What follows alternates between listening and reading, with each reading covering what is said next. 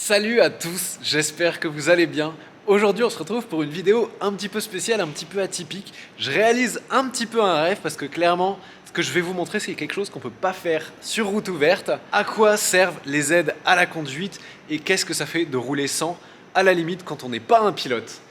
Aujourd'hui pour ça, vous avez vu j'ai mon petit badge de visiteur et je suis dans un box parce qu'en fait juste derrière la caméra, je peux vous le montrer rapidement, on est sur le site d'essai de Ladoux chez Michelin. Derrière moi il y a 23 pistes d'essai, 45 km de pistes où roulent plein de prototypes. Il y a plein de développements donc je peux pas tout vous filmer tout de suite mais on va aller sur les pistes dans quelques instants. Donc le site de Ladoux il a été acheté par Michelin dans les années 60, c'était des terres agricoles, ils en ont fait leur centre d'essai, on est juste à côté de Clermont-Ferrand pour ceux qui ne savent pas. 450 hectares de terrain dont 380 dédiés aux essais. Il y a plus de 50 000 tests et 15 000 prototypes réalisés chaque année sur ces sites. On a plus de 3000 personnes qui travaillent ici quand même sur le site de Ladoux. Et les pistes servent à la conception, au développement, au test des pneus. Et moi aujourd'hui, j'ai du Michelin PS4S qu'on va tester. Alors, il faut savoir qu'un ingénieur de chez Michelin, c'est dur à dire, hein. Il faut savoir qu'un ingénieur de chez Michelin, quand il teste des pneus, il y a un test objectif, donc de la mesure d'accélération, de freinage, de jets latéraux. Ça, c'est vraiment répété avec des mesures de la data très précises. Et il y a aussi des essais subjectifs, parce que les pneus sont développés main dans la main avec le constructeur. Il faut qu'il y ait une mise au point, un certain plaisir de conduite qui doit être peaufiné. Et donc ça, c'est des essais subjectifs, tour après tour, de dire « Ah, il se comporte plutôt comme ci, comme ça ». Et c'est très compliqué. Après, c'est pas le métier le plus désagréable de tester ça sur des sportives. Comme Michelin est partenaire de l'aventure World Supercars, c'était l'endroit parfait pour tester ce que je voulais vous montrer. Pour l'occasion, on a une voiture assez sympa, Porsche 911 KRS 992. Ouh, ça c'est sympa, mais je peux pas vous le montrer. 450 chevaux. Celle-ci uniquement sur les roues arrière et aujourd'hui elle est chaussée en Michelin Pilot Sport 4S, le PS4S, le pneu sport un petit peu tous usages de chez Michelin. On n'est pas encore dans l'hyper sport ni dans le semi-slick contrairement avec le Cup 2, Cup 2R. Là on est sur du pneu de route qui peut être aussi bien utilisé sur le sec que sur le mouillé. La 992, vous connaissez. La 911, une sportive iconique. Et donc je suis venu ici parce qu'ils ont toutes les pistes que vous pouvez imaginer. Du sec, du mouillé, de l'anneau, de la vitesse. C'est ici en premier qu'ils ont fait la vitesse max de la Bugatti Veyron hein, à l'époque, hein, il faut savoir, sur les pistes de Ladoux. Mais donc on est dans la maison de Bibendum et dans un instant on va partir sur la piste pour voir ce qui se passe si dans une situation un petit peu délicate tu es amené à mettre des coups de volant sur un rond-point, à mettre du gaz. Qu'est-ce qui se passe avec les aides à la conduite et sans les aides à la conduite. Bon, juste avant de partir, après cette vidéo, ne sors pas avec ta voiture, essayez de faire ce que je viens de faire, les aides déconnectées sur route. Si je suis venu sur une piste d'essai immense et sécurisée comme ici, c'est pas pour rien. Attends, t'es pas encore abonné à la chaîne? Bah pour plus de contenu comme celui-ci, je t'invite à le faire tout de suite et à activer la petite cloche des notifications et à mettre tout de suite un pouce bleu pour soutenir la chaîne. Tu peux aussi me suivre sur Insta et sur TikTok. Juste avant de partir, je voulais vous montrer un petit détail sur cette 911. Vous l'avez peut-être vu à travers le pare-brise, mais elle est destinée à faire pas mal de circuits. Donc ils ont mis quand même un siège baquet carbone à la place des sièges en cuir qui vient d'une GT3 RS, le siège coque carbone et un arceau à l'arrière. Alors qu'on n'est pas du tout sur une GT3 ou une GT3 RS, mais celle-ci elle est vraiment préparée.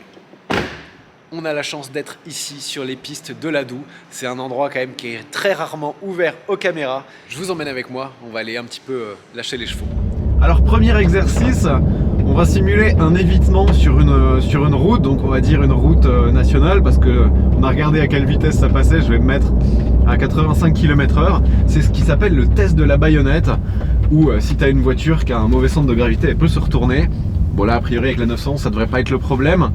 Un évitement, donc gauche, droite, et on essaye de remettre la voiture sur les rails. Là on est en aide connectée, on va voir ce que ça donne, c'est parti. Hop, attention, 85.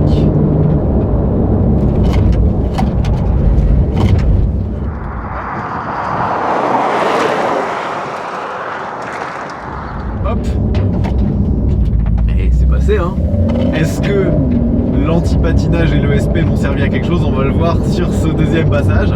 J'appuie, je reste appuyé, PSM désactivé. Donc on n'a plus d'anti-patinage, on n'a plus de SP qui va venir pincer les disques aux quatre coins de la voiture pour la remettre droite éventuellement. Allez.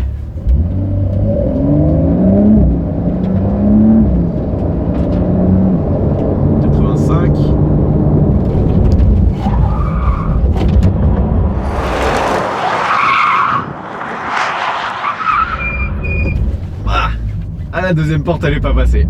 La deuxième porte elle est pas passée, je suis sorti de la route là. On va remettre le code, on va réessayer. Bon, c'était peut-être la malchance hein. Hop, 85.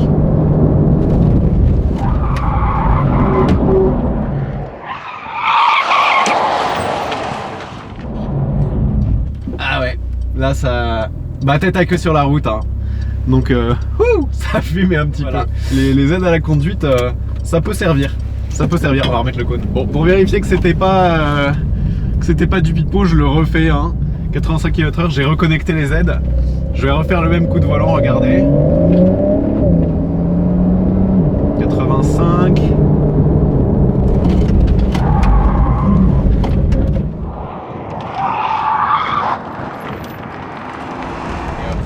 La voiture se remet droit. C'est pas... On dirait que c'est magique, mais non, c'est de la technologie et c'est de la technologie bien calibrée. Maintenant, pour corser un petit peu les choses, on va faire ce que certaines personnes font en revenant d'un track day avec une propulsion. C'est que, bon, t'as tendance à plus utiliser les pneus arrière que les pneus avant. Donc, on va changer que les pneus arrière, hein, parce que ça coûte moins cher. On va voir ce que ça donne. Donc là, ce qu'on fait, c'est qu'on change ces PS4S qui sont tout neufs, ou presque tout neufs, vu qu'on a fait 2-3 manœuvres avec. Donc on les change pour des PS4S qui ont été usés spécialement pour l'occasion. Donc là, tu vois, le témoin de gomme, il est à la hauteur du pneu. Donc limite légale. Là, si tu te fais arrêter, on te demande si tu as pris rendez-vous pour changer tes pneus. Donc on va mettre ça à l'avant et à l'arrière, on garde les pneus qui sont encore neufs. Donc avec vraiment les bonnes sculptures. Allez, c'est parti. On a les pneus avant usés et les pneus arrière neufs. On est en tout on là.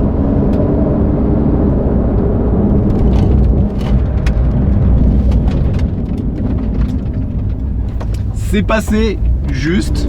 On va faire autre chose cette fois. On va faire un petit slalom. On va arriver autour des 100 km/h. On va voir ce que ça donne.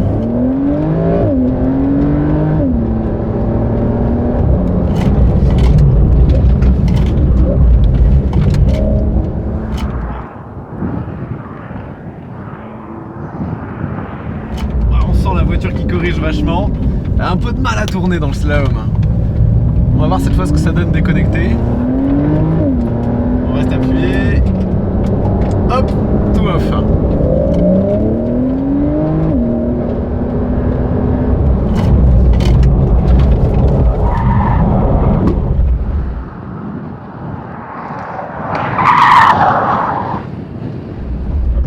Et voilà, une porte. Et c'est parti. Oh le massacre. On a été jardiné un peu mais... Et après en fait les pneus usés à l'avant, contrairement à ce que vous pourriez croire, ils vont pas glisser plus et induire du sous-virage. Comme les pneus sont usés, on se rapproche d'un pneu slick. Et donc en fait il a beaucoup plus de grip à l'avant. Donc le train avant va vraiment tourner, mais c'est l'arrière qui risque de glisser.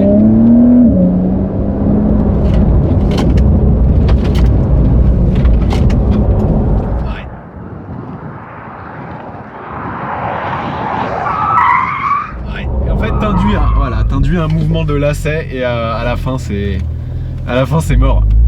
Bon, alors là on est sur un deuxième exercice, je vais me mettre en manuel. On arrive sur un rond-point, on a une sportive, on est un petit peu chaud et du coup on a envie de négocier le rond-point un petit peu à la façon d'un pilote. Alors on va voir ce que ça donne. Pour l'instant toutes les aides sont connectées. Qu'est-ce qui se passe si je m'égasse dans un rond-point? On va pas faire la sortie de rond-point parce qu'il y a les gens de Michelin et j'ai pas envie de les écraser. Là j'accélère.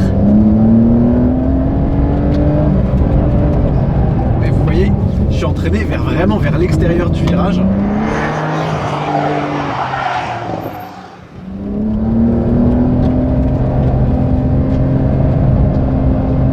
Là je suis pied au plancher, en fait la voiture n'accélère plus parce que l'anti-patinage et l'ESP travaillent de consort pour m'empêcher de me foutre en l'air. Hein. Et quand on arrive à la limite avec un peu trop de vitesse, deuxième, je mets la troisième, j'accélère. Hop là, je vais vraiment vers l'extérieur de la piste.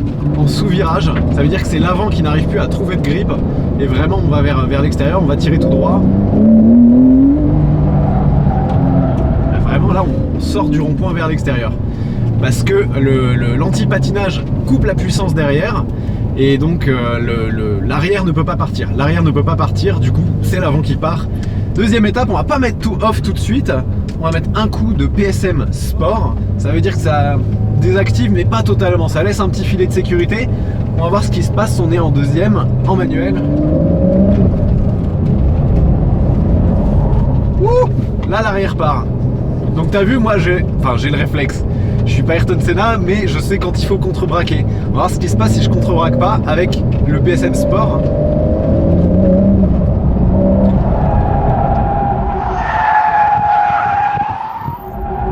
Et ben voilà, la voiture elle part quand même. Ça c'est un truc que vous savez peut-être pas, c'est que les systèmes électroniques ils peuvent vous sauver, mais il faut quand même les aider. Ça dispense pas d'avoir le réflexe de contre-braquer, parce qu'en fait, comment ça marche le SP l'antipatinage? L'antipatinage, il va détecter la vitesse des roues arrière par rapport aux roues avant, et s'il y a une différence, donc l'arrière qui accélère plus fort, c'est que ça patine, il va museler un peu la puissance moteur.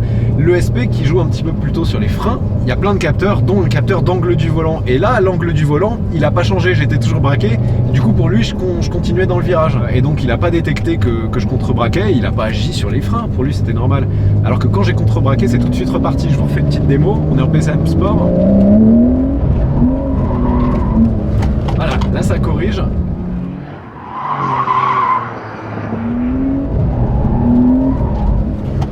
Voilà. Mais bon, c'est plutôt facile à sauver. Maintenant, l'ultime test. Je vais faire le même coup de gaz quand même pour vous montrer ce qui se passe. Être déconnecté. Je suis dans le rond-point. Là, je me chauffe un petit peu.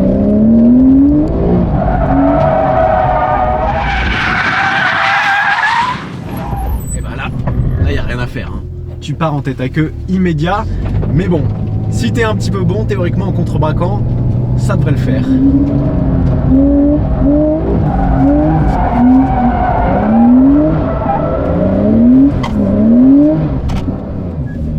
Franchement, pour faire ça bien, il faut un pilote. Et ça tombe bien, j'en ai un à ma disposition.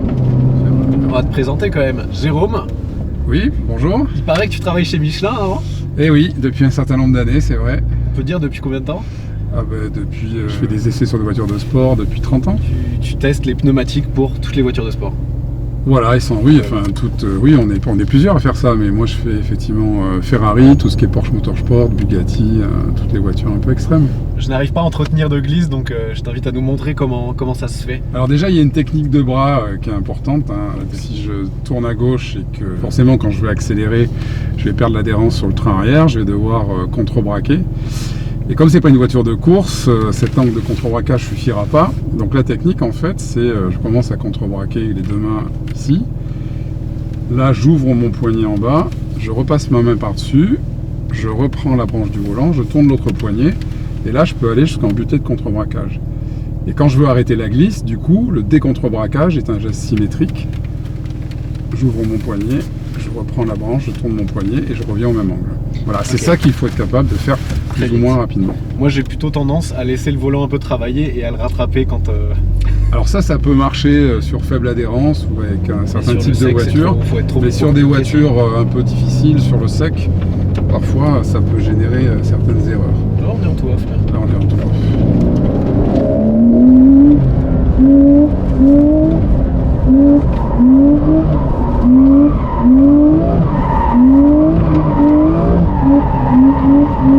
Après, plus on travaille avec son pied droit, et moins on travaille au volant. Comme ici, et après je décontre-braque. Voilà, donc je veux faire partir la voiture, donc je braque, j'accélère, elle part, je contre-braque, et là je reprends les gaz, et du coup, si je fais au pied, je peux même lâcher une main, puisque je travaille plus au pied qu'au volant. Voilà. Et à la fin, je décontre-braque. Ok. Voilà. On échange? Pas de problème. Ça c'est le petit bonus parce qu'on est quand même sur une piste d'essai. Hein. Évidemment, ne tentez en aucun cas de faire ça sur une route ouverte. Donc là j'ai braqué et quand je l'ai débraqué, voilà, je rechoppe tout de suite le volant quoi. Oui, en fait tu lâches jamais ton volant avec cette technique. On va essayer.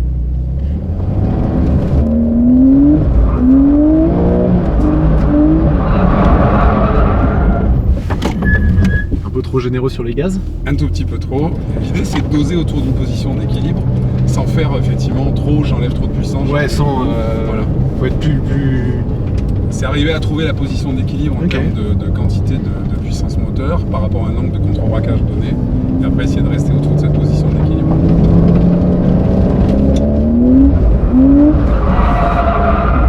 Alors là, c'est la mise en survirage qui est un petit trop violente. Trop violente. Regarde de loin aussi, le regard est important. Ça m'a perturbé là. Ça avait bien commencé pourtant. Hein. En fait, il faut toujours regarder avec un regard qui est en avance. C'est difficile ça. Et ce qui donne une notion du cercle. Ouais. Ouais, en fait, c'est tes bras qui te gênent là. Ouais. En fait, je t'ai fait changer de technique, ça te perturbe. Tu peux.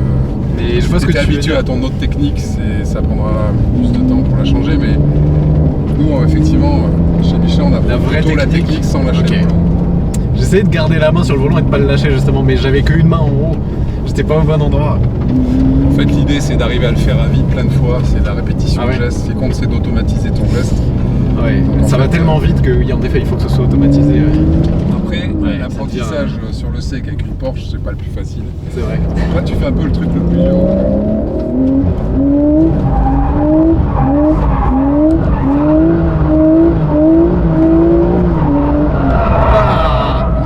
Ça avait bien commencé. Hein. Oui, il y a un peu de bien. brouillard à Clermont-Ferrand. Hein. Bon, je pense que les pneus qui étaient neufs au début de cette vidéo ont commencé à être plutôt usés. Un petit peu usés, même si peu. ça tient bien du PS4S hein, quand même. Ça donne chaud. Mais quand tu perds la voiture d'un seul coup sur route ouverte, c'est plutôt tout ce couple, imagine les pneus froids, une voiture très puissante, je lève le pied, je contre-braque et je décontre-braque. Au bon moment, quand tu sens que le survirage s'annule, parce que si tu te décontre-braques du retard, coup de raquette, alors là ça part violemment dans les décors. C'est un truc qui est aussi utile pour cette vidéo, c'est que pneus froids sortis d'un rond-point, et d'où prends- l'importance tu prends, de potentiellement d'une part des aides connectées, mais d'avoir les mains sur le volant.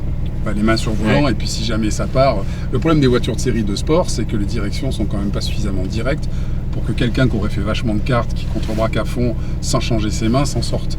Et c'est bien la problématique qu'ont tous les gens sur ces voitures-là, c'est qu'à un moment donné, quand ça part trop fort en survirage, la position des bras doit changer. Et là, s'ils n'ont pas été formés à comment je change mes bras, ça se passe très mal. Et après, ça fait des coups de raquette, ça part dans l'autre sens. Et le coup de raquette, il t'envoie dans le mur. Là, le problème, c'est que c'est très violent, surtout avec un moteur qui est en porte-à-faux arrière. Bon, j'espère que cette vidéo sur les aides connectées versus déconnectées vous auront plu. Clairement, c'était cool de pouvoir tester en fait la limite parce que sur route ouverte, vous ne pourrez pas le faire. Mais voilà, les aides connectées, ça peut te sauver. Il faut quand même avoir les bons réflexes. Et une fois que tu as enlevé tous les filets de sécurité, faut un coup de volant qui n'est pas inné. Ça s'apprend donc. Morale de l'histoire, faites attention sur la route.